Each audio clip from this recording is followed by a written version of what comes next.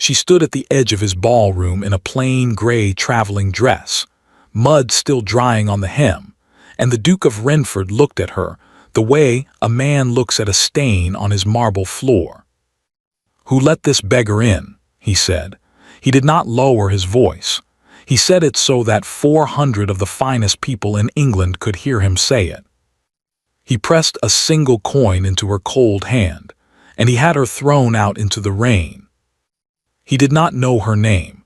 He did not know that every brick of the house behind him, every debt his father had ever signed, every acre of Renford itself belonged to her.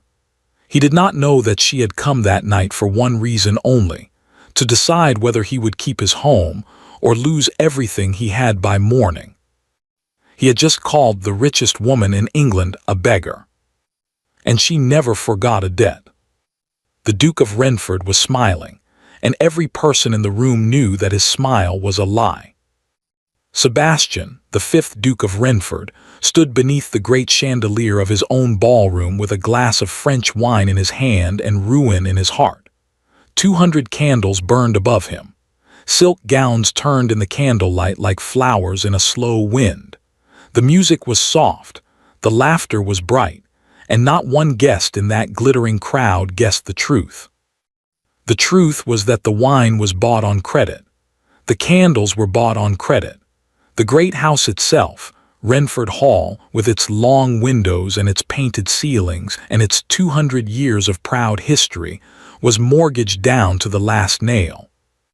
Sebastian was drowning, and he was smiling because a drowning man does not tell the ship he is going under. "You seem in good spirits tonight, Your Grace," said the woman at his side. She was Lady Margaret Holloway, and she was the reason for the ball. Her father had made a fortune in coal and iron, the kind of new money that old families pretended to despise and secretly needed. She was handsome and cold, and she wore diamonds at her throat that could have paid a year of Renford's debts. Sebastian had invited 400 guests that night, but he had built the whole evening around this one woman. He needed her to marry him. It was as simple and as bitter as that. "How could I not be in good spirits," Sebastian said, "with such company under my roof?" Lady Margaret smiled the smile of a woman who knows exactly what she is worth and exactly what is being asked of her. "Your roof is very beautiful," she said. "I hope it stays yours." The words went through him like a blade, but his face did not move. He had learned that from his father, how to bleed without letting anyone see. His father had taught him a great many things. Most of them Sebastian was still paying for. The old Duke had been dead 3 years. He had left behind a title, a great name, and a mountain of secret debt so vast that Sebastian had gone gray at the temples before he was 35. Every month the letters came. Every month the sums grew larger. And every month Sebastian smiled at his guests and told himself that a good marriage would save them all. He lifted his glass to Lady Margaret. She lifted hers. And that was the moment the doors opened, and the rain came in with her. The whole room felt it before they saw it, the cold draft, the smell of wet stone, the sudden hush near the entrance. Sebastian turned with everyone else. A woman stood in the doorway. She was not dressed for a ball. She wore a plain gray traveling dress, the kind a governess might wear or a shopkeeper's widow. The hem was dark and heavy with mud, as though she had walked a long way through bad roads to reach this bright and golden place. Her hair was pinned back simply, with no jewels, no feathers, no powder. She carried a small worn leather case in one hand and held it close to her side. She was not beautiful in the way the other women were beautiful. There was no soft prettiness in her face. But there was something else there, something that made the footman step back without knowing why, a stillness, a straightness of the spine, a pair of dark eyes that moved across that room full of dukes and earls and did not seem impressed by a single one of them. For one strange moment, Sebastian could not look away from her. Then Lady Margaret laughed softly behind her fan. "Good heavens," she murmured, "has your Grace begun inviting the servants?" And the spell broke. Later, much later, Sebastian would remember this moment for the rest of his life. He would remember that he had a choice. He would remember that some quiet voice inside him said, "Go to her, ask her name, find out why she has come." He would remember it, and he would hate himself for what he did instead. Because his pride was raw that night. Because a rich woman had just reminded him that his house might not stay his. Because 400 people were watching him, and a great man does not let a stranger in a mud-stained dress make him look weak in his own hall. So he did what his father would have done. He walked toward her across the marble floor, slow and certain, and the crowd parted for him. He stopped a few feet from the woman in gray. He looked her up and down, from her muddy hem to her plain pinned hair, and he let his lip curl. "Who," he said loudly, "let this beggar in?" The word landed like a slap. Somewhere a woman gasped. Somewhere a man laughed.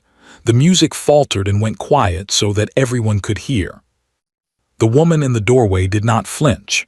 She looked at him with those steady dark eyes, and she said, in a voice that was low and calm and very clear, "I have come a long way to speak with you, Your Grace. I think you will want to hear what I have to say." "I doubt that very much," Sebastian said. He was aware of Lady Margaret watching, of the whole room watching, of the sweet, cruel power of being cruel in front of people who admired you for it.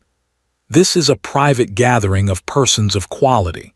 Whatever you are selling, we are not buying it. Whatever charity you beg for, beg elsewhere. "I am not begging," the woman said quietly, "and I am not selling anything. I have come about a debt." For one heartbeat, something cold touched the back of Sebastian's neck. A debt. But then his pride swallowed the fear whole, the way it always did, and he laughed, a short, hard laugh that had no joy in it at all. "Of course you have," he said. "Everyone who crosses my door lately has come about a debt, but debts are settled in offices, madam, by men of business in daylight, not by strange women who walk into a duke's ballroom off the road with mud on their skirts." He reached into his waistcoat pocket. "Here, since you have walked so far." And he took out a single coin. It was not much. A shilling, perhaps. He held it out between two fingers, the way a man holds out a scrap to a stray dog, and the candlelight caught the silver of it. "Take it," he said, "and go." The room was utterly silent now. Every eye was on the woman in gray. This was the part where she was supposed to weep or curse or turn scarlet and flee. This was the part where the Duke won. She did not weep, she did not curse. She looked at the coin, then she looked at him, and then slowly, deliberately, she reached out and took it. She closed her cold fingers around that single shilling and she held it, and something in her steady face changed. It was not hurt.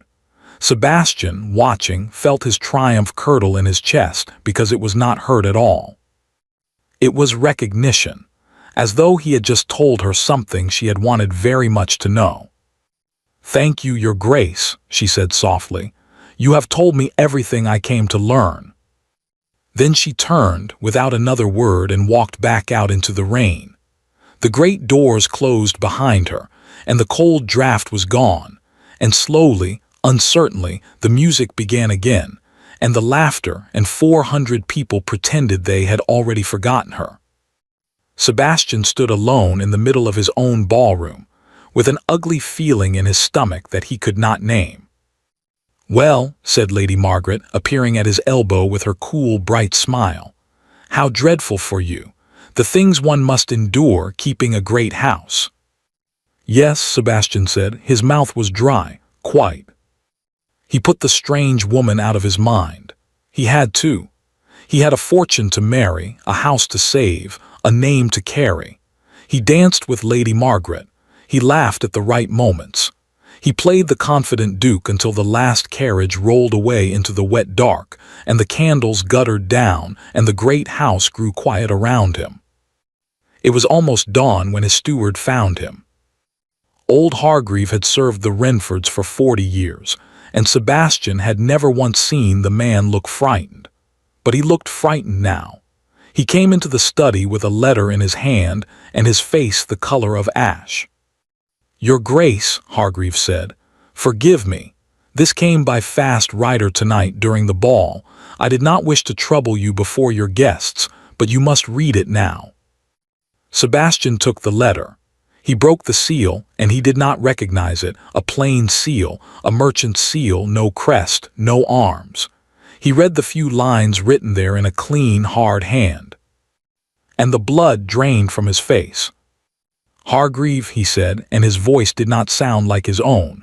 "What is this? Who is the House of Winters?"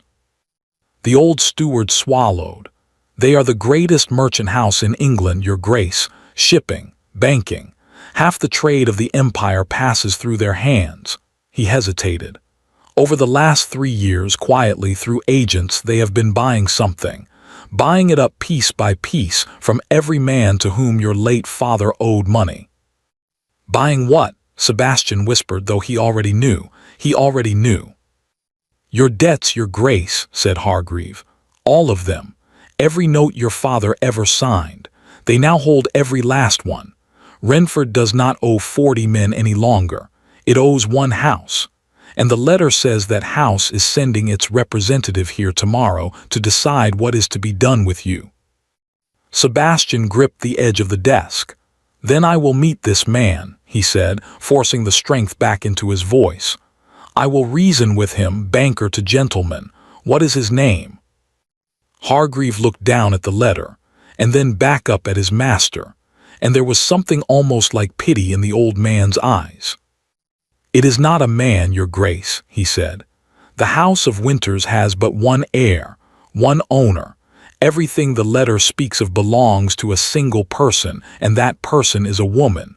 She signs herself only as Miss Winters." The clock ticked in the silence, and somewhere in the cold dawn light, Sebastian remembered a pair of steady dark eyes, and a plain gray dress, and a single silver coin closing inside a cold and waiting hand. "You have told me everything I came to learn." He had thrown the richest woman in England out into the rain.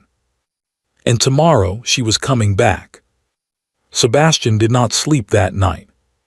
He sat in his study until the candles burned to stumps, reading the same short letter over and over, as though the words might change if he stared at them long enough. They did not change. By the time the gray light of morning crept across the carpet, he had understood one thing with terrible clarity. He was no longer a duke with 40 small creditors he could hold off with charm and promises. He was a duke with one master, and that master was coming to his door within hours. He dressed with great care. He chose his finest coat, dark blue with silver buttons, and he had his man shave him twice. If he could not meet this Miss Winters with money, he would meet her with dignity. He would be gracious. He would be reasonable. He would remind this merchant's daughter, however politely, that she stood before the Duke of Renford, and that some things could not simply be bought. He told himself all of this. He arranged himself behind his great desk like a king upon a throne. And when Hargreave came to announce that the carriage had arrived, Sebastian felt almost calm. "Show her in," he said. He heard footsteps in the hall. He rose, buttoned his coat, and fixed a cool, courteous expression on his face. The door opened, and the woman in gray walked in. Sebastian's calm shattered like dropped glass. It was her. The same plain traveling dress, though clean now, the mud gone from the hem. The same simply pinned hair. The same steady dark eyes that had looked at him across his ballroom and had not been impressed. She carried the same worn leather case, and she held it the same way, close at her side as though it contained the whole world. The beggar, the woman he had thrown into the rain. For a moment he could not speak. Every clever, gracious thing he had prepared to say turned to dust in his mouth. He simply stared at her, and she looked back at him, and she waited, and she let him understand. "You," he managed at last. "Good morning, Your Grace," she said. Her voice was exactly as he remembered it, low, calm, clear as cold water. I did try to tell you last night that I had come about a debt, but I am afraid you were not in a listening humor." Sebastian's face went hot, then cold.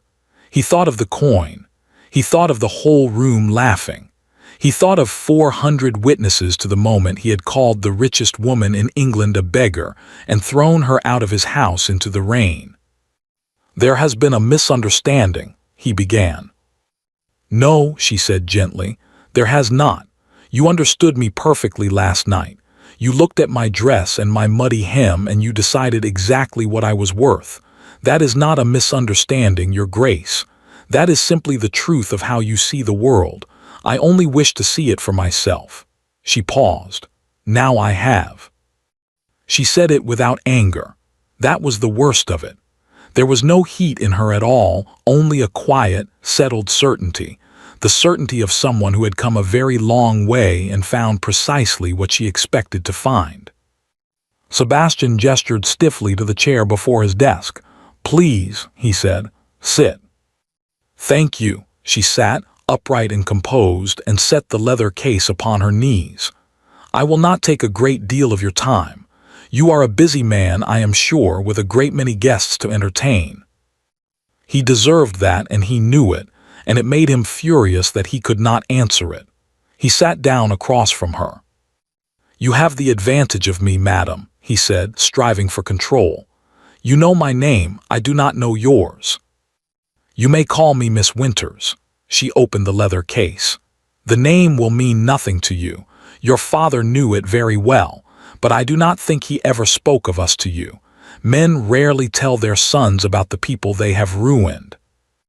Inside the case, Sebastian could see papers, neat, orderly, bound in ribbon, dozens of them, perhaps hundreds. "You will recognize these, I think," Miss Winters said. She began to lay them out upon his desk one by one, and as she did she named them, and each name was a small blow. "This is the mortgage upon the East Wing, signed by your father in the year of your birth. This is the note upon the London house which he sold and did not tell you he had signed away. This is the debt to the wine merchants. This is the debt to the builders. This is the loan against the timber on your own land." Paper after paper. "This is the money he borrowed to pay the money he had already borrowed. And this is the largest of them all. This is the debt that your father swore in writing to repay upon his honor as a gentleman." She looked up. "He died without repaying a penny of it. He left it to you, as he left you everything else." Sebastian stared at the papers spread across his desk like a hand of cards laid down by a winning player. His own name and his father's name looked back at him from 100 lines of ink. "I know what my father was," he said, low and rough. "You need not lay it all out like a shopkeeper's bill. I have spent 3 years learning exactly what he left me." "Then you know the sum," Miss Winters said. "You know that these debts taken together are worth more than Renford itself, more than the house, the land, the title, and everything you own. You cannot pay them. You have never been able to pay them. You have only been able to delay them 1 month at a time by charm and by promises and by the hope of a rich marriage." Her dark eyes did not waver. "And every one of these debts is now held by me, by no one else, by me alone." The clock ticked. Somewhere far off in the great house, a servant's footsteps echoed and faded. Sebastian had faced hard men in his life. He had faced his father, which was harder than facing any stranger. He had learned to keep his face still while the ground fell away beneath him. He kept it still now. "Then it seems," he said quietly, "that you hold my life in that case, Miss Winters, so let us not pretend otherwise. You have not come all this way in the rain to a ball where you knew you would be insulted, merely to read me a list of my father's sins. You want something. Everyone who holds a debt wants something. Name it." For the first time, something flickered in her steady face. It might almost have been respect. "You are quicker than your father," she said. "He never once asked what the other person wanted. He assumed he already knew." She closed the leather case. "Very well, I will tell you plainly since you ask plainly. I could ruin you today, this morning. I could call in every note before noon, and by nightfall you would be a duke without a single acre to his name, put out of this house as surely as you put me out of yours. The law would allow it. My men of business have already prepared the papers." Sebastian's hand tightened on the arm of his chair, but he did not look away from her. "I have not done it," Miss Winters went on, "and I have not yet decided whether I shall. That is why I am here, not to collect, to decide." She tilted her head, studying him. "You see, Your Grace, I made a promise some years ago to a man I loved very much, a promise about your family, and before I keep that promise one way or the other, I mean to know exactly what kind of man the last Duke of Renford truly is, whether you are your father's son, or whether you are something else." "And how," Sebastian said, "do you propose to learn that?" "I propose to stay," she said. He blinked. "To stay?" "For 1 month," she said it calmly, as though it were the most ordinary thing in the world. "I will remain here at Renford Hall as your guest. I will see the house, the land, the accounts, the tenants, the people who depend upon this estate. I will see how you treat them and how you treat me, when you know exactly who I am and exactly what I hold. At the end of 1 month I will make my decision. Either I will tear these papers to pieces and Renford will be free of debt forever." She let that hang in the air a moment. "Or I will call them in and take everything, and you will leave this house with as little as you gave me last night. 1 coin and the rain." Sebastian sat very still.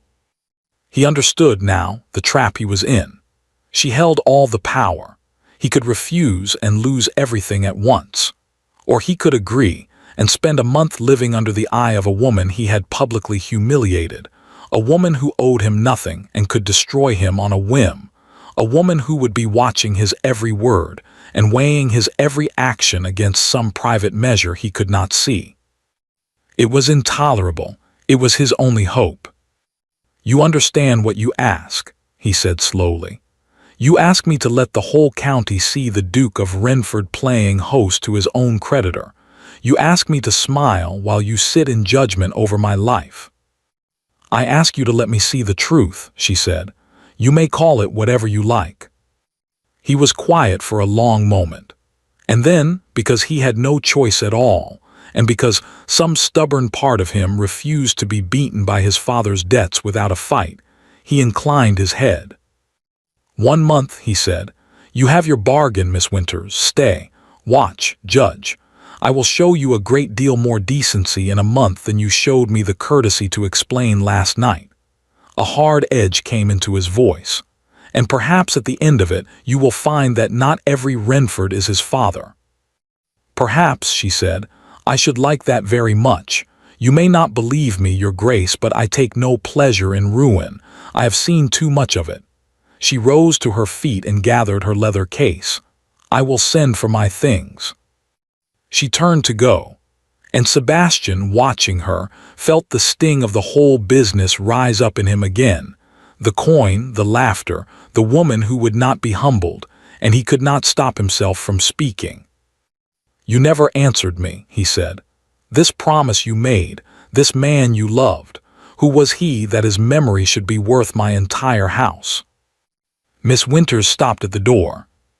She stood there for a moment with her back to him, very straight, very still.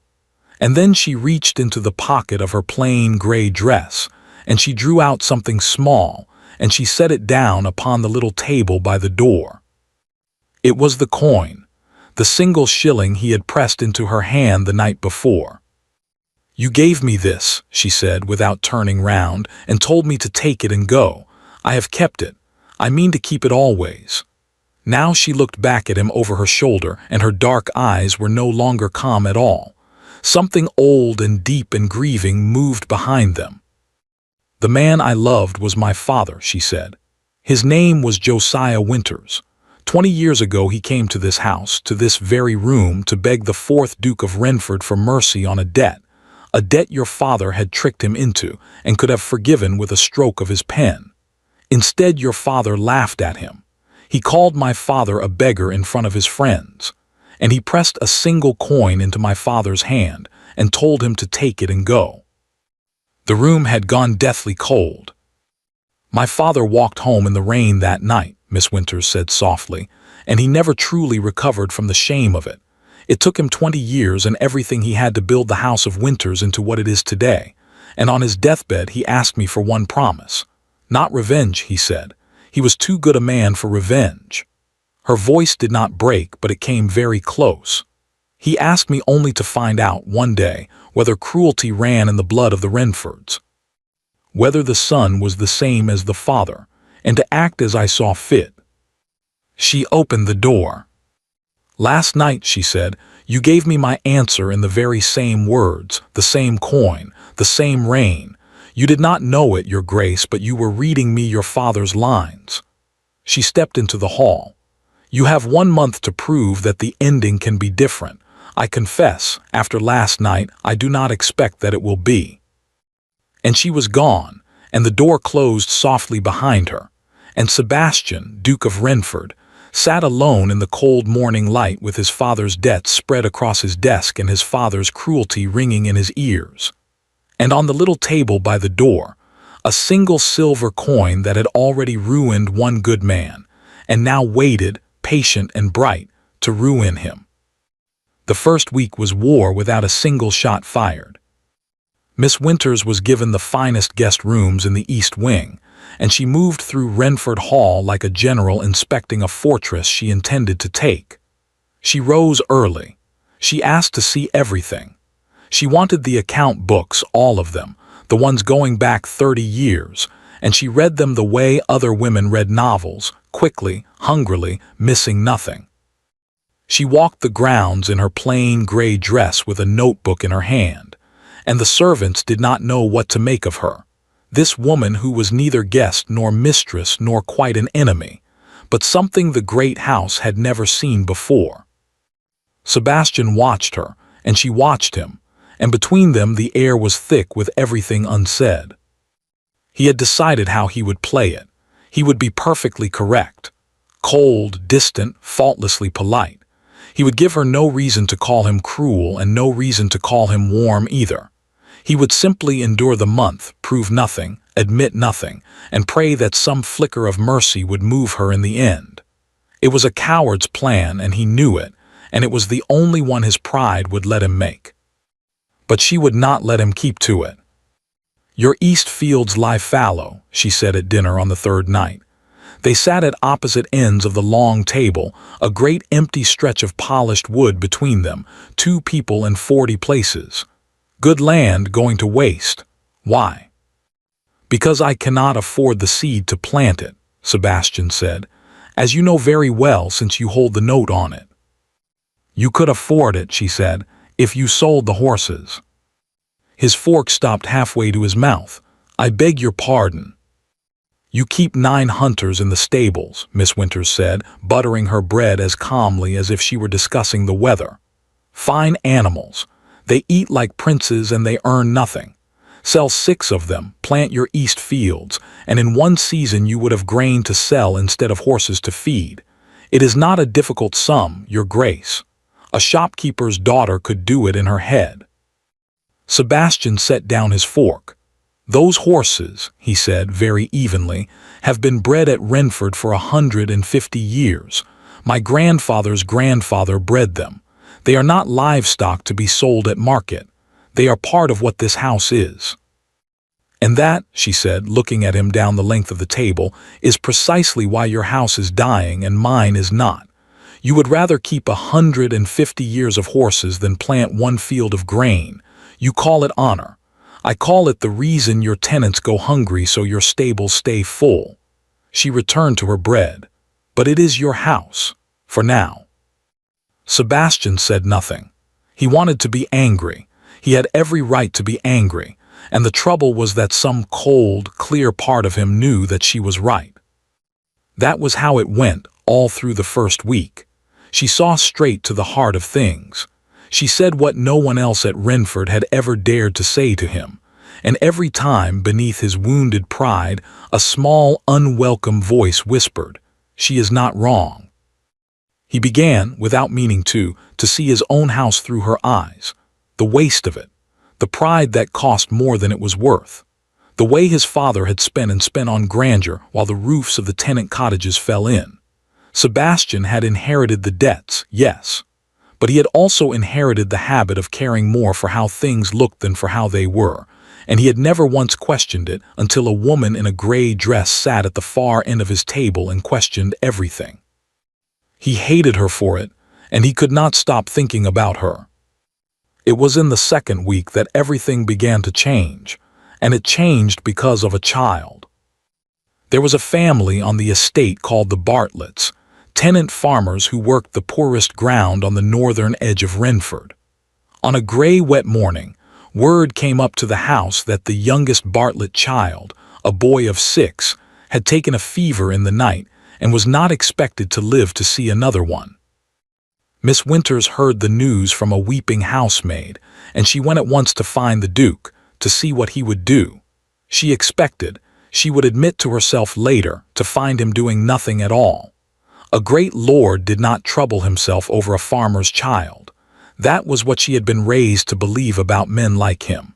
That was what his father had taught her family 20 years ago in the rain. She did not find him in his study. She did not find him in the hall.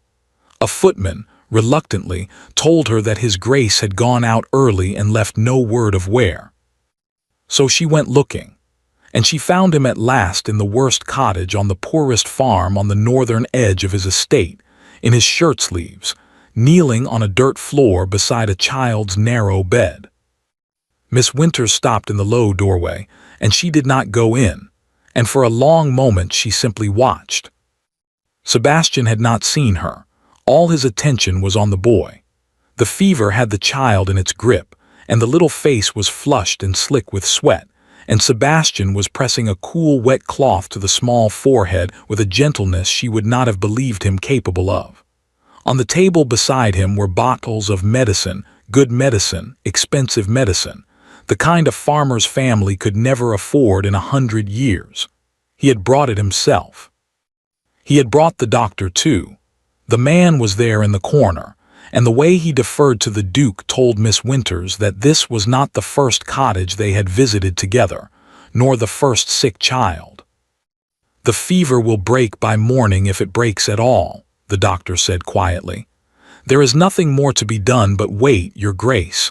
You should go home and rest. You have been up since before dawn." "I will stay," Sebastian said. He did not look up from the child. His mother is worn to nothing, and his father cannot leave the other little ones. Someone must sit with him. It may as well be me. "Your Grace, it is not fitting." "He is my responsibility," Sebastian said. There was no grandeur in his voice now, none of the cold pride he wore up at the great house like armor. There was only a tired, plain steadiness. "Every soul on this land is my responsibility. My father forgot that. I do not intend to." He wrung out the cloth again. "Go and rest yourself, doctor. I will send for you if he worsens."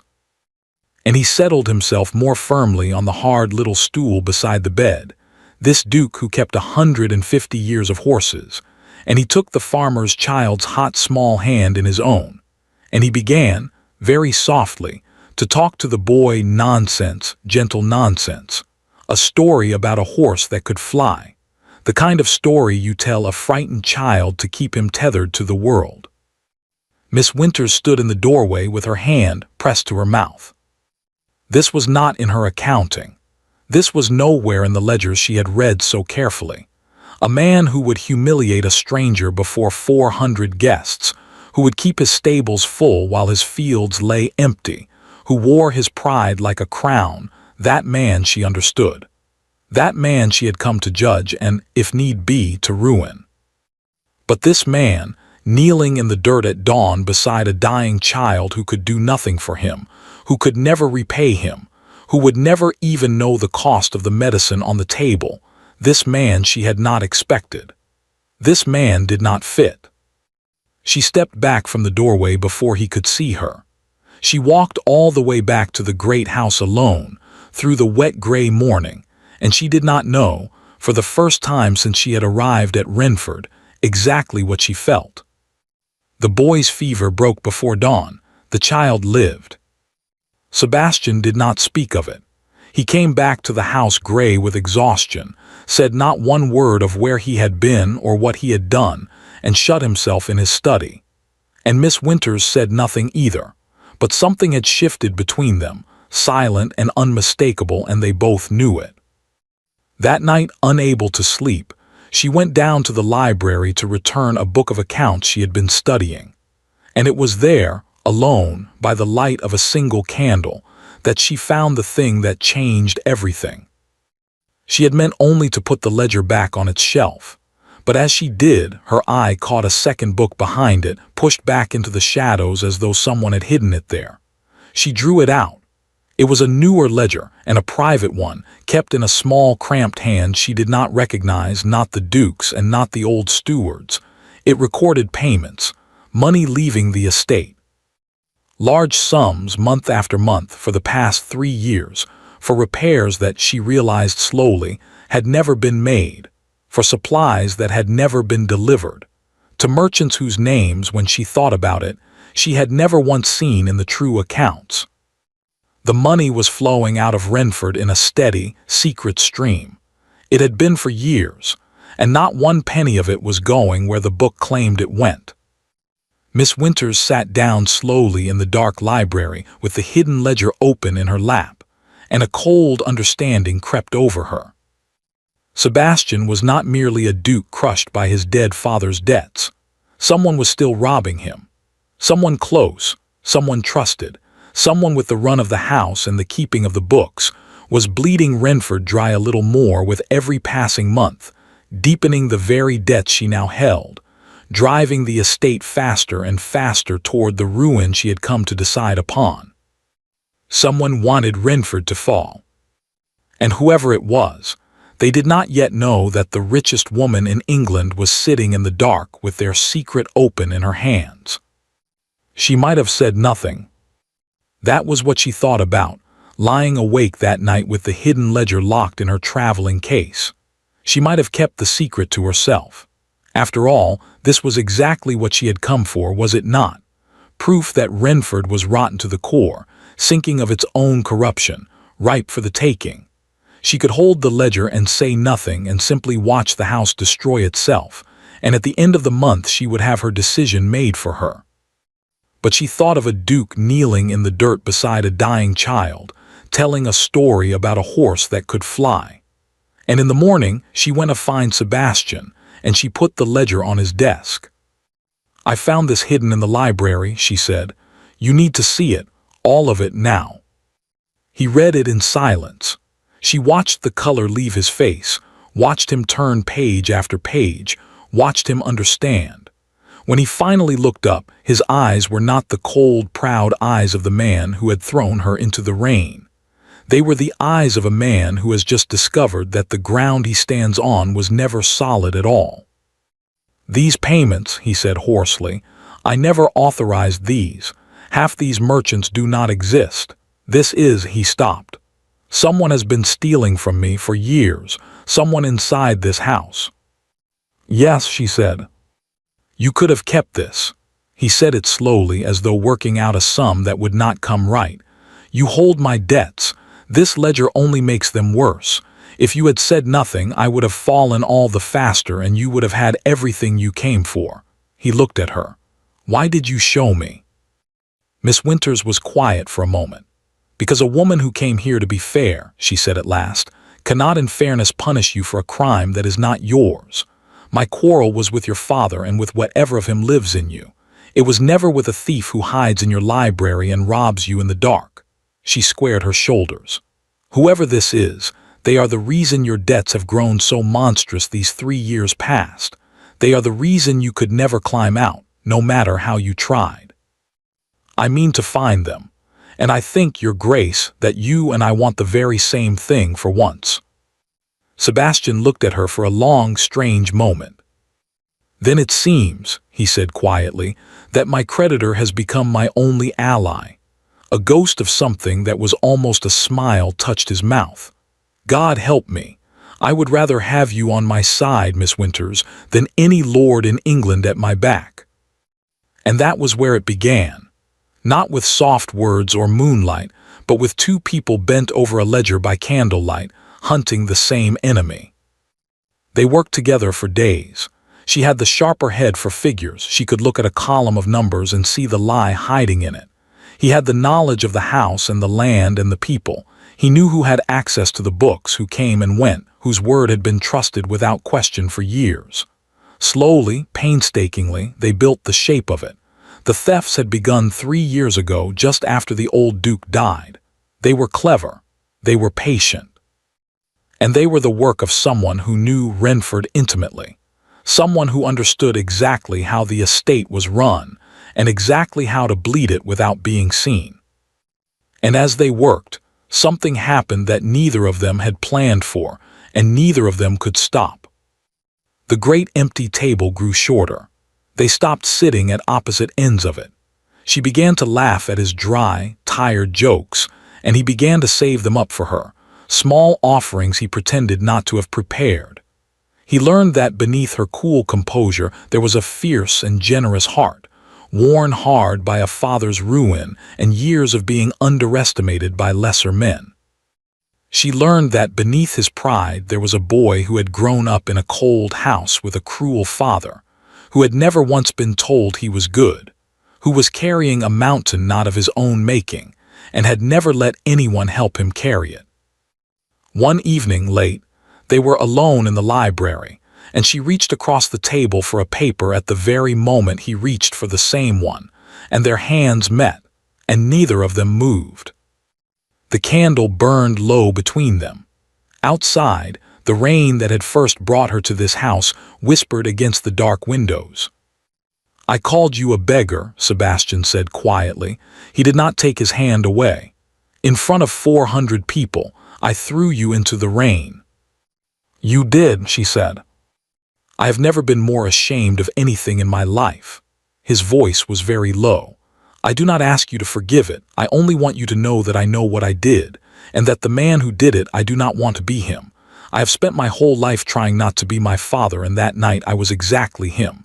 You held up a mirror, and I have not been able to look away from it since." He paused. "I do not even know your name, your Christian name, all this time, and I do not know it." For a moment she said nothing. To give a man like this her name felt like handing him something she could not take back. "Cordelia," she said softly. "My name is Cordelia." "Cordelia," he repeated, as though he were learning a word in a language he had waited all his life to speak. "It suits you far better than Miss Winters. It suits you far better than Beggar." She should have drawn her hand back. She did not. And in the low golden light of that quiet room, with the rain at the windows and the whole cruel world shut safely outside the door, something passed between the Duke and the merchant's daughter that neither of them dared yet to name, but that both of them from that night on would carry secretly in their hearts. They spoke no more of it. They did not need to. But when Cordelia went up to her rooms that night, she pressed her back against the closed door and stood a long time in the dark, her hand still warm where his had covered it, and she understood with a kind of terror that she had come to Renford to decide this man's fate, and that somewhere in the deciding, she had lost her own heart entirely. It could not last, of course. Peace never does in a house built on other people's secrets. He arrived 3 days later, in a fine carriage without warning, the way a fox arrives at a henhouse. "My cousin Rupert," Sebastian said, and Cordelia did not miss the way his jaw tightened as he said it. "My father's brother's son. He is next in line for Renford should I die without a son of my own." He lowered his voice. "He visits when he smells weakness. Be careful of him, Cordelia. He is all charm and no bottom. He has wanted this house since we were boys." Rupert was everything Sebastian was not, smooth where Sebastian was rough, warm where Sebastian was guarded, quick with a compliment and a smile that never quite reached his pale, watchful eyes. He kissed Cordelia's hand and called her a delight and asked 100 pleasant questions, and by dinner he had made himself the most agreeable man in the house.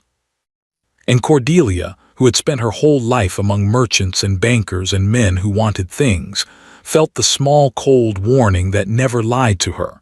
She had met 100 Ruperts. They all smiled exactly like that. They all had eyes that counted the silver while their mouths paid you compliments. He watched her too closely. He asked too lightly where she had come from and who her people were, and what precisely had brought a woman like her to stay so long at Renford.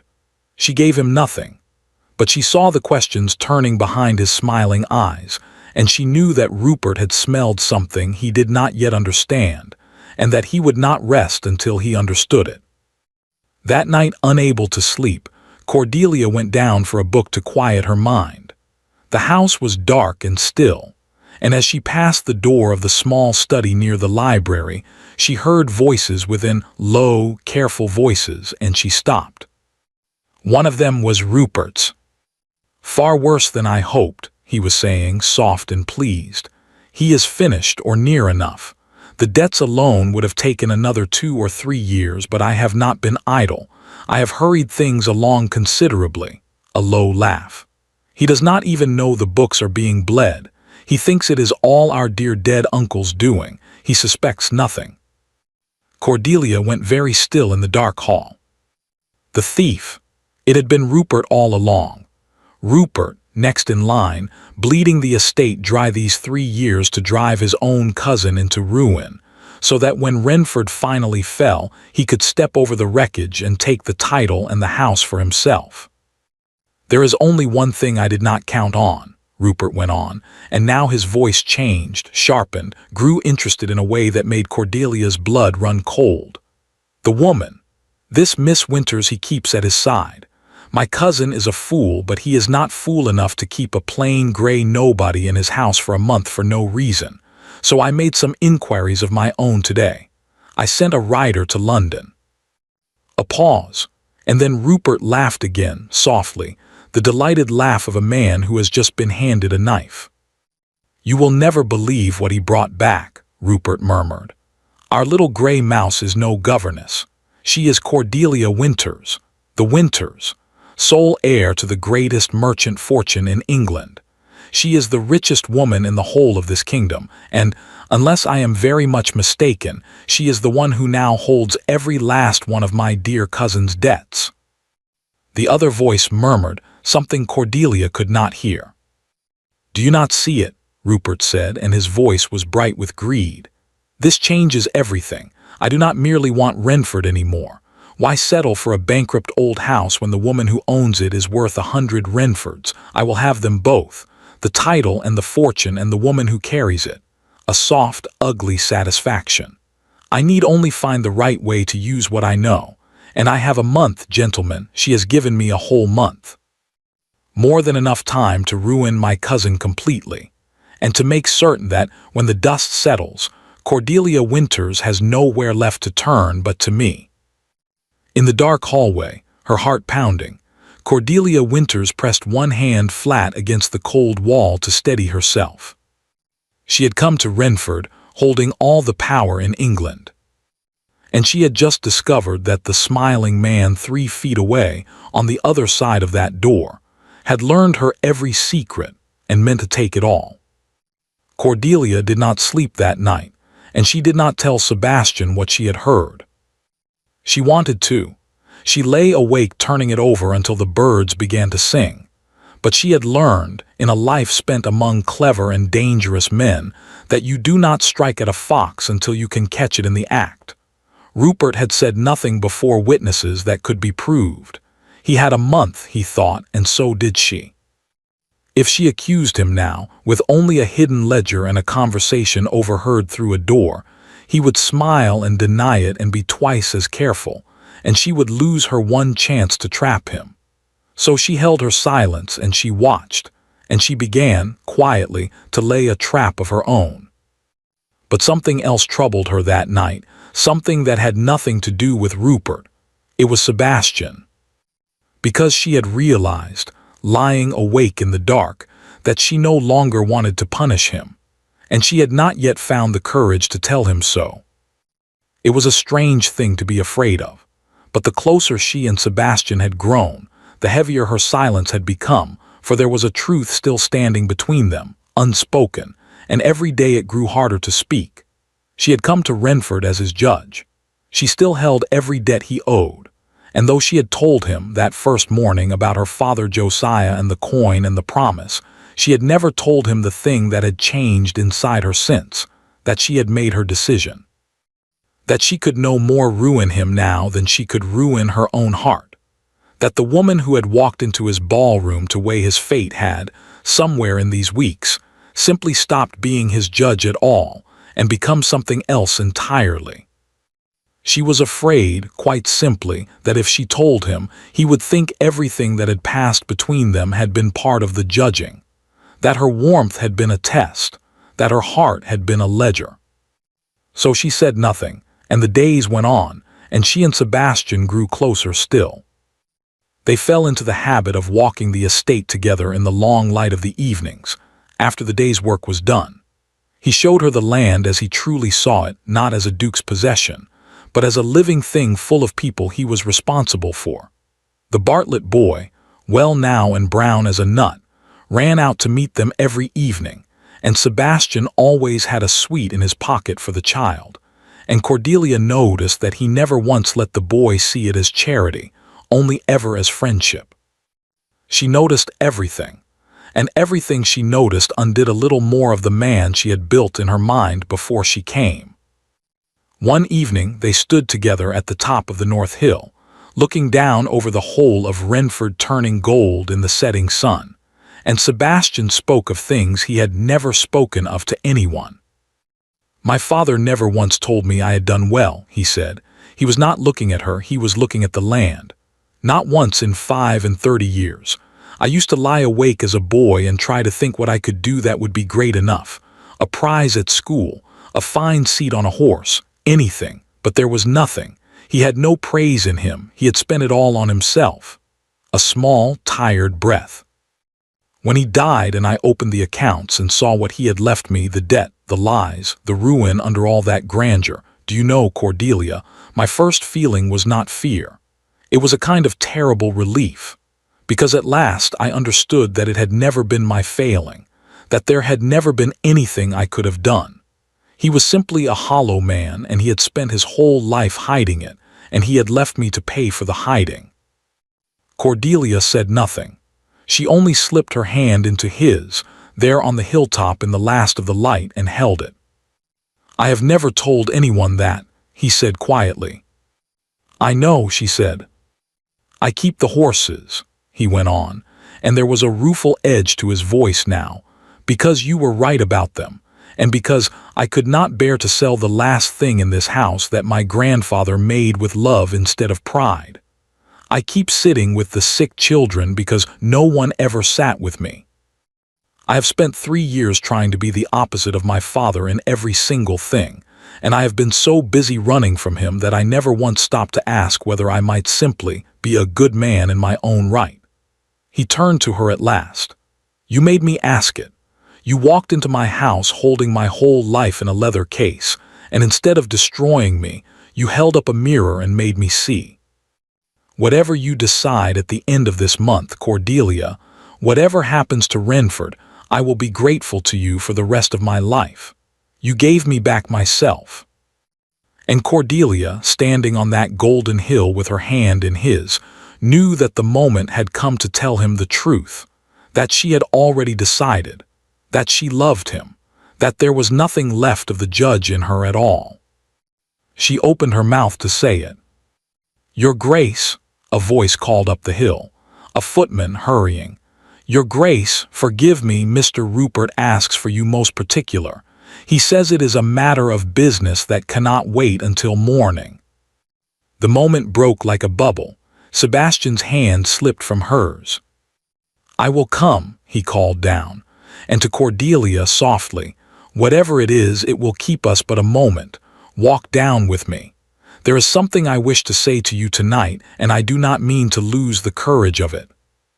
But she never heard what he wished to say, because Rupert had chosen that night of all nights to strike, and he had chosen it well. They found him in the study, and he was not alone. There was a stranger with him, a hard-faced man in a plain dark coat, The kind of man who is paid to find things out and paid more to keep quiet about it afterward. On the desk between them lay papers. "Cousin," Rupert said warmly, rising, "forgive me the late hour, but I have come upon something tonight that troubled me so deeply I could not, in conscience, let you sleep another night in ignorance of it. It concerns your guest." His pale eyes flicked to Cordelia, cold and bright with triumph, before returning all warmth and sorrow to Sebastian. "It concerns Miss Winters, or should I say Miss Cordelia Winters, of the House of Winters." Cordelia's blood turned to ice. She saw the trap now, saw the whole shape of it, saw that Rupert had chosen to do this in front of her on purpose, so that she could not run to Sebastian first and soften it. Sebastian's face did not change. "I am aware of who she is, Rupert," he said evenly. "There is nothing you can tell me about Miss Winters that I do not already know." Rupert's smile flickered, but only for an instant. "Are you," he said softly, "are you aware, cousin, that she holds every debt you owe, that she came here not as a guest but as your creditor, the sole owner of your ruin? Are you aware that her father was ruined by yours 20 years ago in this very house, that she came to Renford carrying 20 years of her family's hatred in that little leather case of hers?" He let each fact fall like a stone. "Yes, I see that you knew that much. She told you that much herself, I imagine. Clever of her. A little honesty, freely given, buys a great deal of trust." "Rupert," Sebastian said, and there was warning in it now, "have a care." "But did she tell you this?" Rupert reached down and turned one of the papers on the desk so that Sebastian could see it. "This is a copy of an instruction lodged with her men of business in London, dated 3 days before she ever set foot in your ballroom, before she had met you, before this charming month of walks and confidences began." His voice dropped, gentle as a knife sliding home. "It is an order, cousin, an order to call in every one of your debts and seize the whole of Renford. Signed by her own hand. Before she came, she did not come here to judge you fairly and freely as she told you. She came here having already decided to destroy you. The verdict was written before the trial began." "That is a lie," Cordelia said. Her voice cracked like a whip in the quiet room. "That is a forgery, Sebastian. Do not, I never signed such a thing, I never." But she saw, even as she spoke, how it looked. She saw the paper in her own hand's careful copy. She saw how easily a man with money and a hard-faced agent could make such a thing. And worst of all, she saw the one thing she could not undo, that every word of the true part gave weight to the false. She did hold his debts. She had come as his creditor. Her father had been ruined by his. She had, God help her, kept the very truth of her decision from him this whole time, kept her silence on the hill not an hour ago. Rupert had wrapped a single beautiful lie in 100 true threads, and there was no pulling it loose. Sebastian stood very still. "You held my debts," he said slowly, not looking at her. "You came as my creditor. Your father was ruined by mine. All of that is true." "Sebastian." "And in a month," he said, and his voice was going quiet now, going cold, going somewhere she had never heard it go. "In a whole month of walks and confidences and mirrors held up to my soul, you never once told me you had already made your decision. You let me believe it was still to be decided.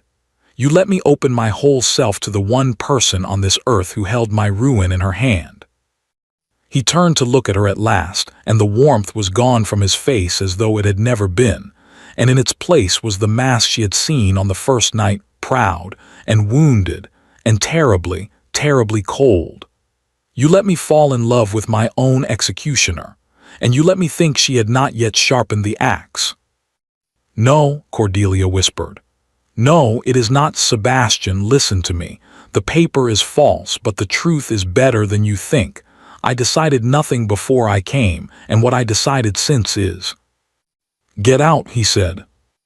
It was very quiet. That was the terrible thing. He did not shout it. He said it the way his father must have said such things, low and final and without a crack in it anywhere. And Rupert, standing behind him in the shadows, smiled at Cordelia over the ruin of everything. The smile of a fox who has got clean into the henhouse at last, with the door shut fast behind him. Cordelia did not sleep in the great house that night. She would not stay another hour under a roof where she had been told to get out. She had her trunk packed before midnight, and she meant to leave at first light, and she spent the long dark hours sitting fully dressed by the cold hearth of the fine east wing rooms, dry-eyed, her hands folded in her lap, feeling something inside her chest turn slowly to stone. She had been called a beggar in that house once, and she had borne it because she had known who she was.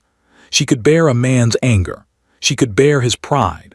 What she could not bear, what sat in her chest like a swallowed stone all that long night, was that she had, for the first time in her guarded life, let a man see the whole of her. She had given Sebastian her name, her heart, the truth of her father, the softest and most secret parts of herself. And he had listened to a smiling liar over her, and told her to get out. She should have known better. Her father had trusted a duke once, and it had cost him everything. At dawn she came downstairs in her plain gray traveling dress, the same one she had worn the night she first walked into his ballroom, she realized, and she had not chosen it by accident.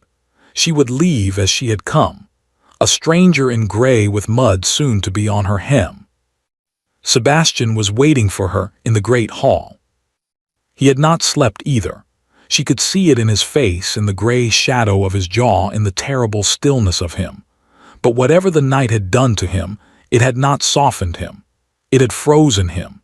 He stood in the center of that vast cold hall, beneath the chandelier where he had first insulted her, and he looked at her exactly as he had looked at her that first night.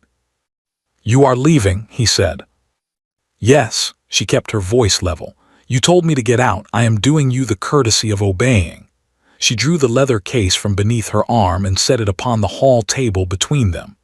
"The debts are here, all of them. I will not stay in this house another hour, and I will not decide your fate while you look at me as though I were dirt on your floor.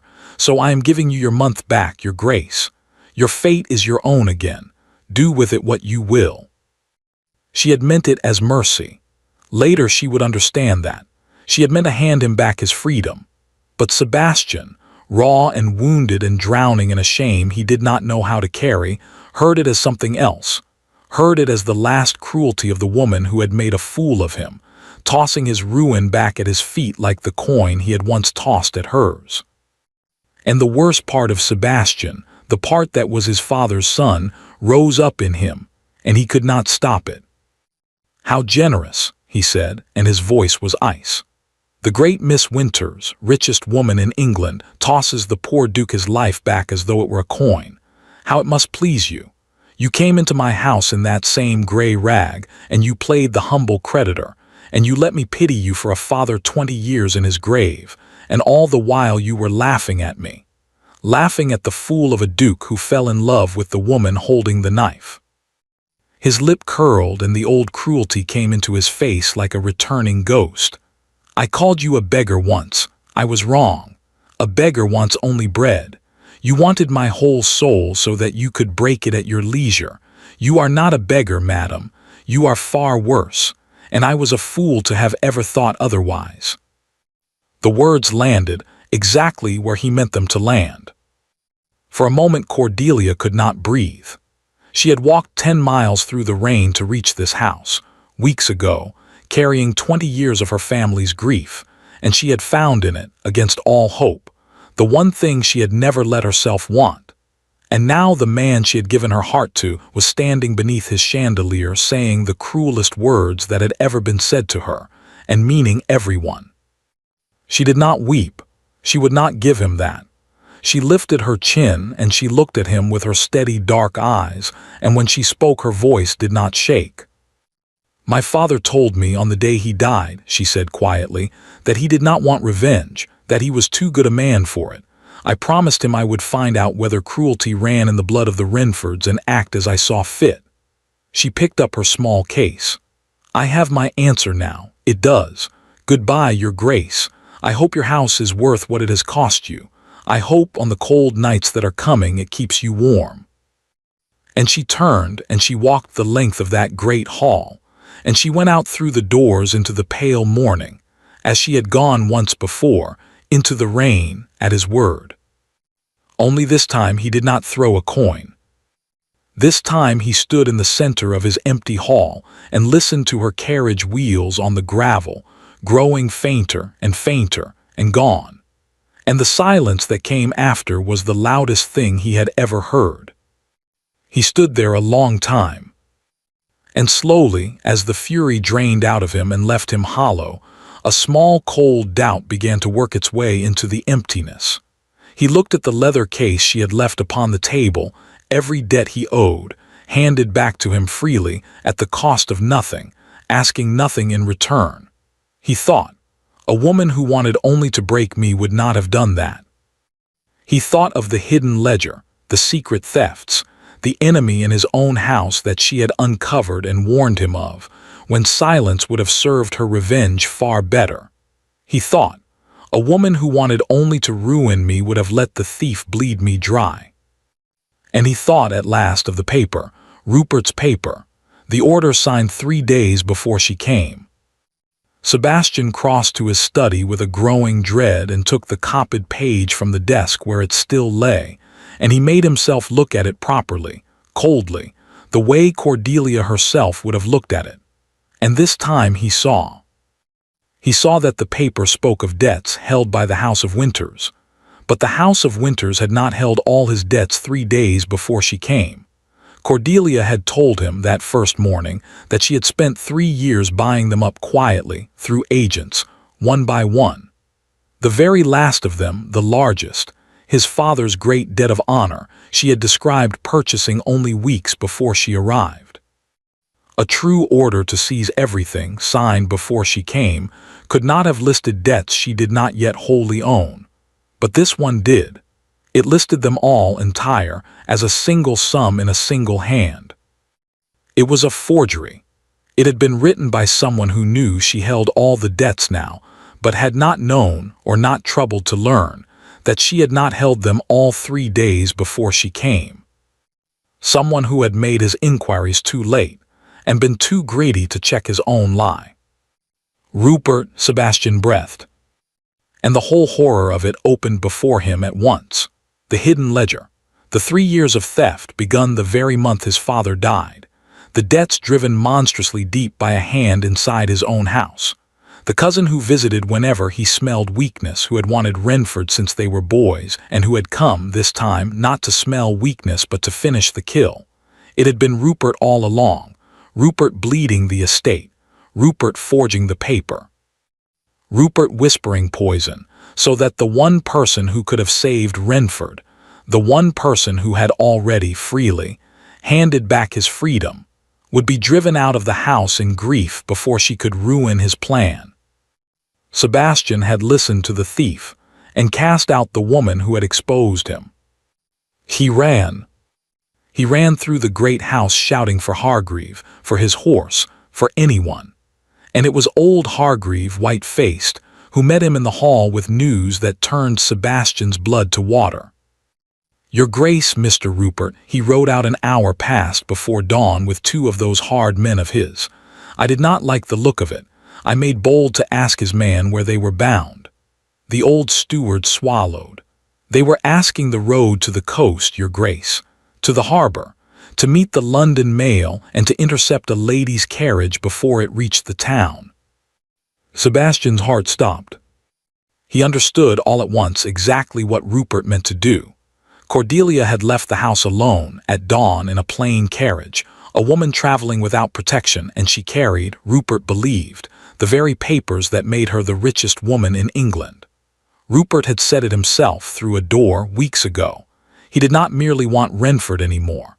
He wanted the fortune and the woman who carried it, and he meant to leave her nowhere to turn but to him. A woman waylaid on a lonely road, her papers seized, her name in his power, forced by ruin or by worse into a marriage that would hand him everything at a stroke. And Sebastian had sent her out that door himself. He had called her worse than a beggar and watched her ride away alone, straight into the path of the man who had planned the whole of it. "My horse," Sebastian said, and his voice was not cold now and it was not proud. It shook. "My horse, Hargreave, now, for the love of God, she has no idea what is waiting for her on that road."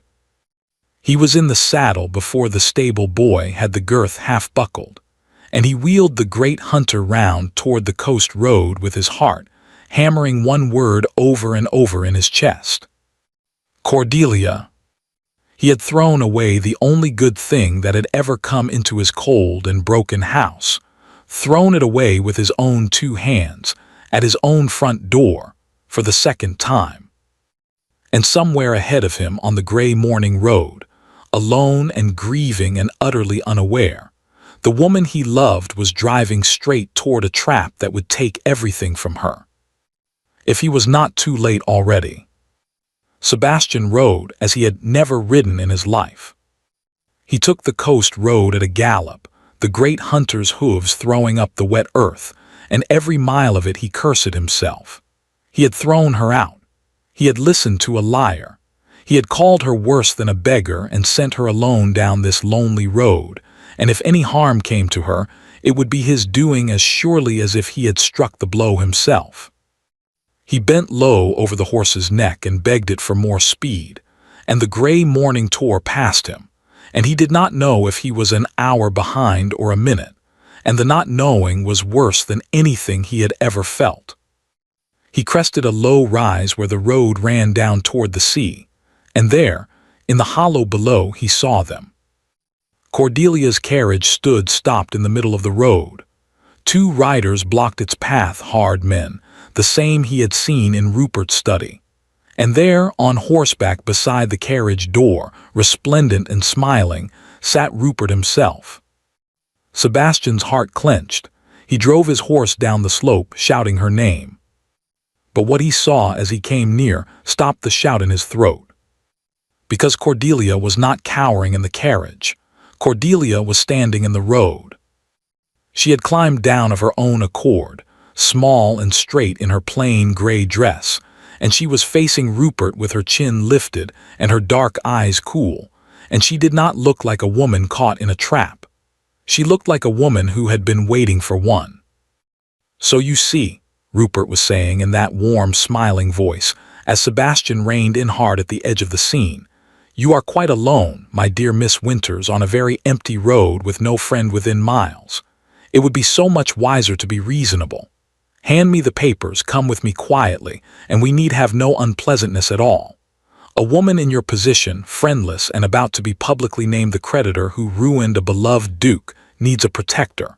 I am offering to be one. I am even offering to make you my wife. You will find me a most generous." "You are offering," Cordelia said, "to rob me on a public road and force me into a marriage. Let us at least use the honest words, Mr. Rupert. We are past the pretty ones." Rupert's smile thinned. "The papers," he said, "now." "You want the debts of Renford," Cordelia said. "The ones you have spent 3 years making monstrous by bleeding this estate through a hidden ledger so that your cousin would fall and you could take his place." She said it clearly, calmly, loudly, far more loudly than the quiet road required. "You forged an order in my hand to drive me from that house before I could expose you, and now you mean to take from me by force what you could not take by lies. Have I understood you correctly?" "I should like to be quite sure I have understood you correctly." "You have understood me perfectly," Rupert snapped, his patience gone at last, greed and triumph loosening his tongue exactly as she had meant them to. "Yes, all of it. The ledger, the forgery, the whole of it, and it has worked, has it not? Renford is finished. My fool of a cousin threw you out with his own hands. And now you will hand me those papers, and you will marry me, because there is not one soul on this earth who can prove a word of what you have just said, and not one soul within 10 miles to hear you say." "That," said a new voice cold as winter, "is not quite true." Rupert spun in his saddle. Sebastian sat his horse at the edge of the road, and he was not alone. For even as Rupert had been speaking, Other riders had come up quietly over the rise behind, and Cordelia, seeing Sebastian's face, understood in an instant that he knew. That he had seen the forgery for what it was. That he had come not to condemn her but to save her. And her cold, guarded heart turned over in her chest. But it was not only Sebastian. "You asked whether there was a soul within 10 miles to here," Cordelia said, and now, for the first time, she allowed herself to smile. "Mr. Rupert, I overheard you plotting in my first week beneath this roof, through the study door, the night you learned my name. I have known for 3 weeks exactly what you were. Did you truly imagine I would ride out alone, unguarded, carrying the one thing you wanted without preparing for this? I am a merchant's daughter. My father taught me never to walk into a room without knowing where the doors are." She lifted one gloved hand. From behind the hedgerow, from the copse beside the road, from the far side of the stopped carriage, men stepped out. Cordelia's own men, agents of the House of Winters, sent ahead in the night at her quiet instruction. And with them, grave and official in his dark coat, a man Sebastian recognized. The county magistrate himself, who had been riding at Cordelia's request to meet her on this very road. "Every word you have just spoken so freely, Mr. Rupert," Cordelia said. "You have spoken before the magistrate of this county, and before 6 honest witnesses, and before the Duke of Renford. Your confession is complete. It was, I confess, the whole purpose of my leaving alone this morning. I could not prove your crimes from inside that house. So I offered you the one bait you could not resist, a friendless woman, alone on an empty road with a fortune in her hands." Her smile did not waver. "You were quite right, you know. It has all worked exactly as it was planned. Only it was not your plan, it was mine." The blood drained from Rupert's face. He looked at the magistrate. He looked at the ring of silent, hard-eyed Winters men closing quietly around him.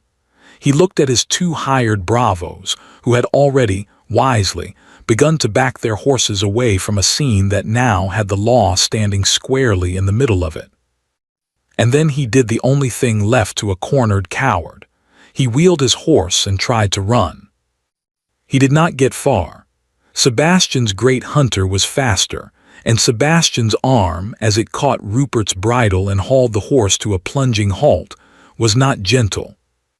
"For 20 years I have been paying for my father's cruelty," Sebastian said, very low, holding his cousin fast while the magistrate's men came up on either side. "I will not pay for yours as well. You bled my people.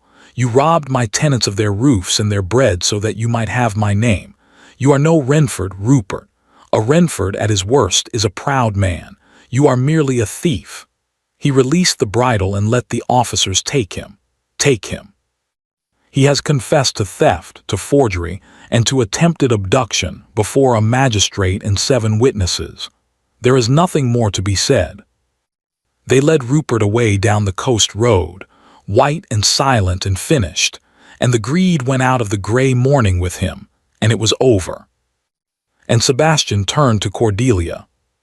For a long moment neither of them spoke. The Winters men melted back tactfully toward the carriage.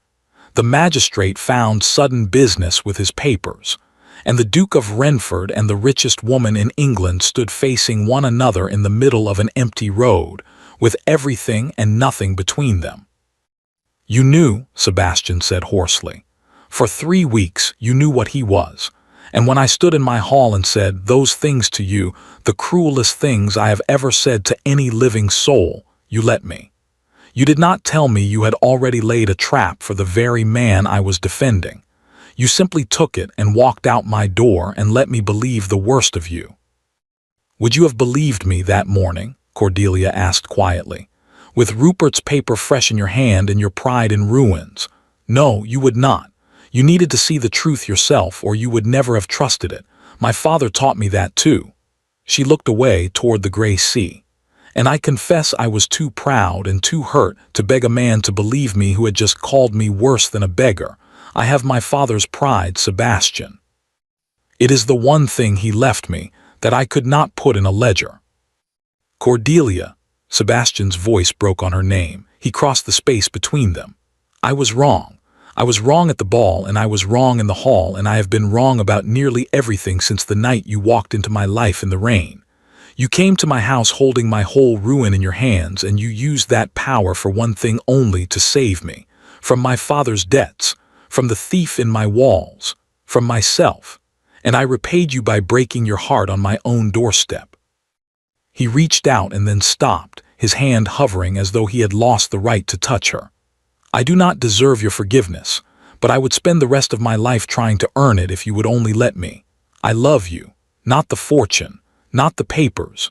You, the woman who read my ledgers and saw straight through to my soul and did not turn away from what she found there. I love you, Cordelia Winters, and I have been a fool for every hour that I did not say it. Cordelia's eyes filled at last, the tears she had refused him in the great hall, given freely now on an open road. She had waited a long time, longer than these few weeks, longer than she had ever admitted to herself, to be looked at by anyone the way this proud, broken man was looking at her now. She opened her mouth to answer him. And Sebastian, God help him, spoke first. "But I cannot let you save Renford," he said. Cordelia went still. "What? Do you not see?" he said, and there was a terrible, tender, wrong-headed nobility in his face, the pride of a man who has spent his whole life terrified of being thought his father. "If I take you now, if I let the richest woman in England tear up my debts and save my house and marry me, what will the world say? What will they say in every drawing-room in England? That the ruined Duke of Renford married his own creditor for her fortune, that he could not pay his debts, so he wed them instead. That is what they will say of you, Cordelia, that you were bought or that I was. I will not have it. I will not have your name or mine dragged through that." He stepped back and squared his shoulders and made the noblest and most foolish decision of his life. "I will pay every penny. I will sell Renford itself if I must, the house, the land, the horses, all of it, and I will come to you with empty hands and an honest name. And only then, when I have nothing left for anyone to say I married you for, will I ask you to be my wife. I would rather lose my house and deserve you than keep my house and have the world call you my creditor." And Cordelia Winters stood in the road and stared at the impossible, maddening, magnificent fool she had fallen in love with, a man about to throw away the very house she had crossed all of England to save, out of the same terrible pride that had once made him throw a coin at her feet. And she did not know whether she wanted to kiss him or shake him until his teeth rattled. "Sebastian," she said, "you cannot be serious." "I have never been more serious in my life," he said. And she saw to her horror that he meant it. Cordelia did not shake him until his teeth rattled, though she was sorely tempted. Instead, she did what she had done her whole life, what her father had taught her to do when a proud man stood in the way of a good outcome. She stopped arguing with his pride, and she went straight for his heart. "Sell Renford," she said quietly there in the middle of the coast road. "Very well, sell it. Sell the house and the land and the horses. Come to me with empty hands and a clean name and nothing for the world to whisper about." She stepped close to him. "And tell me, your grace, when you sell Renford, what becomes of the Bartletts? What becomes of the little boy you sat up with all night, the one you told the story about the flying horse? What becomes of every tenant on that land, every family and every cottage, when a new master buys the estate and turns them out to plant it as he pleases?" Her voice was gentle, and it was merciless. "You have spent 3 years trying not to be your father, and now, to save your pride, you would do the one thing he did every day of his life. You would put how a thing looks above the people who depend on you. You would let a whole village lose their homes so that no one in a London drawing-room could say a word against your name." She held his eyes. "That is not honor, Sebastian. That is only pride wearing honor's coat. I have seen the difference. My father spent 20 years learning it." Sebastian stared at her, and she watched the terrible, foolish nobility drain out of his face, and understanding come into it, and behind the understanding, something like awe. "You would use my own tenants against me," he said faintly. I would use the truth against you, Cordelia said. It is the only weapon I have ever needed. She softened and took his hands in hers. You are afraid the world will say I bought you, so let us give the world nothing to say. I will not tear up your debts, Sebastian. That would be charity, and you are right, charity would shame us both. Instead, I offer you a partnership. The House of Winters has capital and no land and no name. Renford has land and a name and a master who, when he is not being an insufferable fool on public roads, cares more for his people than any lord in England. So we join them. My fortune, your land. We rebuild the estate together as equals, as partners in a common enterprise. Not a duke who married his creditor. A duke and a woman of business who built something neither could build alone. She smiled up at him. Let them say that in their drawing rooms. I should be very glad to hear it said. And Sebastian, Duke of Renford, who had ridden out that morning to save her life, and had ended by needing her to save his soul from his own pride one last time, began, slowly, to laugh, a real laugh, the first free and joyful sound to come out of him in longer than he could remember. Josiah Winters, he said, raised a formidable daughter. He did, said Cordelia, and she is still waiting for you to answer her about the matter of marriage. She is not accustomed to being kept waiting, your grace. He answered her. He answered her there in the middle of the coast road, with the gray sea behind them and the whole bright future ahead, and it was not the sort of answer that needs to be written down, only the sort that two people remember for the rest of their lives. The second ball was held at Renford Hall 6 weeks later, and all of England, it seemed, contrived to be invited. They came for the gossip, most of them. The story had spread from London to the coast and back. The ruined duke, the merchant heiress, the cousin taken away in chains for theft and forgery. They came expecting to see a humbled man and a triumphant fortune, and to whisper behind their fans about which of the two had bought the other. They did not get what they came for. The great doors of Renford opened, and the ballroom blazed with 200 candles once again beneath the same chandelier. But this time, when the crowd turned to look toward the entrance, it was the Duke of Renford himself who stood in the doorway, and on his arm, in a gown of deep midnight silk that had cost a duke's ransom and was worth every penny, stood the woman 400 people had watched him throw out into the rain.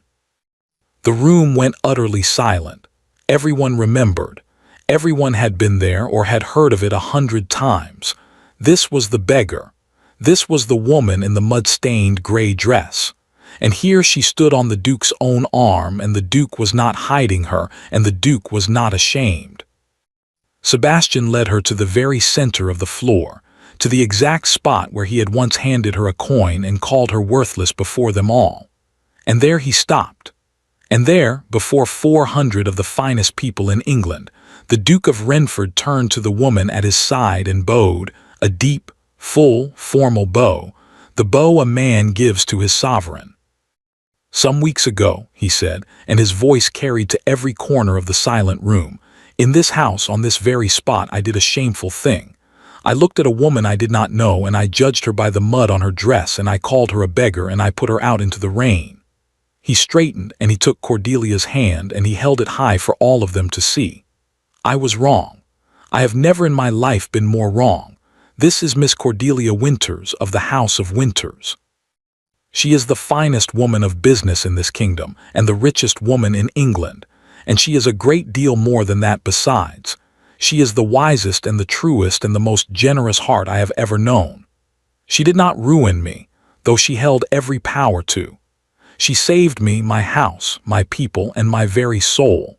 And she has done me the honor which I have done nothing on this earth to deserve, of consenting to become my wife. He looked out at the sea of astonished faces. I called her a beggar, he said. I ask you all to remember from this night forward that she is the Duchess of Renford, and that I am the luckiest man alive to be able to say it. For a moment no one moved. And then from somewhere near the back, an old dowager who had known his father and had privately loathed the man began to clap, and then another, and then the whole great room, until the applause rolled up to the painted ceiling like a wave. Some of them clapped for love, and some for the sheer delicious scandal of it, and some because they simply knew a great moment when they stood inside one. It did not matter why. Cordelia stood in the center of the room where she had once been shamed, with the Duke's hand around hers and the applause washing over her, and she thought of her father, and she thought that at long last, the account was settled, not with revenge, as a lesser soul might have settled it, but with something far better. Lady Margaret Holloway, watching coolly from the edge of the room, was heard to remark to a friend that she had always thought the Duke of Renford a fool. She was not entirely wrong, but she had misjudged, as small people always do, the difference between a fool and a man who has finally learned what matters. 2 years later, on a bright morning in early summer, the Duchess of Renford stood at the top of the North Hill and looked down over the whole of her home. It was not dying anymore. The east fields that had lain fallow so long were green and gold with grain to the horizon. The tenant cottages had new roofs, every one of them, and smoke rose cheerfully from mended chimneys. There were 3 horses in the stable now instead of 9, and the 6 that had been sold had bought the seed that had begun it all, exactly as a shopkeeper's daughter had once said they would over the length of a very long table. The house of Winters and the estate of Renford had grown together, root and branch, into something stronger than either had ever been alone, and the whole county, which had come to the second ball to whisper, now came to Renford to do business, and to marvel, and to stay for supper. The Bartlett boy, taller now, worked in the stables, and was teaching the youngest of them all to ride. Sebastian came up the hill to find her, as he did most mornings, and stood beside her with his hand at the small of her back, and together they looked down at the living, prospering land they had built. Rupert would have turned them all out, Sebastian said quietly. He said it without triumph. Every soul down there. He would have had the house and the name and nothing in it worth having. He shook his head slowly. And I very nearly handed it to him, out of pride, on a public road, with the woman who saved me standing right in front of my eyes. You did, Cordelia agreed serenely. You were quite impossible. I have decided to forgive you roughly once a year, on the anniversary, so that you do not grow complacent. He laughed and drew her closer. There was one thing more. Down in the great hall of Renford, on the mantel above the fireplace in a small case of glass, there sat a single silver coin, a shilling worn smooth now with handling. Guests often asked about it, for it seemed a strange thing to keep so carefully, so plain a thing among so many fine ones. The Duke and Duchess never explained it to strangers, but they knew. It was the coin a proud, frightened man had once pressed into the cold hand of a woman he had called a beggar, in front of 400 people, and thrown out into the rain. It was the coin her father had been given 20 years before, in another century, in another life.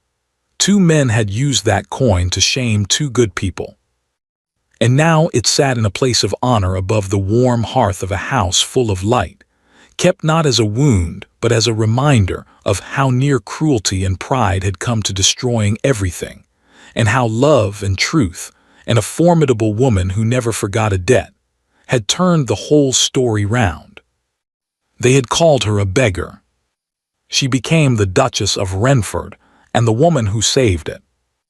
And every soul who ever warmed themselves at that great hearth, from the highest lord to the smallest stable boy, was the better for the day she walked in out of the rain. Thank you for listening to the story all the way to the end.